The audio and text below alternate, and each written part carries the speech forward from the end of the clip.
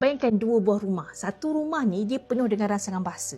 Maknanya ibu ayah dia cuba ajar dia bercakap, cuba merangsang bahasa dia. Satu rumah ni lagi senyap.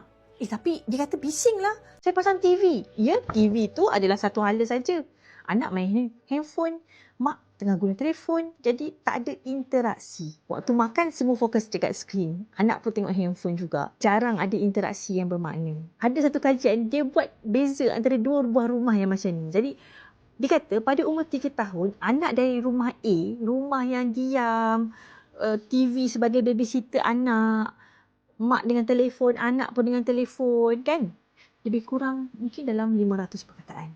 Dan bayangkan pula rumah yang B, mak ayah dia selalu bercerita dekat dia, waktu harian digunakan, dia rangsang bahasa anak, dia baca buku dengan anak setiap malam, dia menyanyi dengan anak, dia main dengan anak, dia dalam buku ni. So, rumah B mungkin dia lebih kurang 1000 lebih perkataan berbanding dengan rumah A tadi. So, apa beza dia? Persekitaran. Sebab itulah buku ni saya buat macam mana anda nak rangsang bahasa anak. Dalam kata lain, macam mana kita nak ciptakan persekitaran yang kaya bahasa kepada anak supaya anak dapat belajar daripadanya.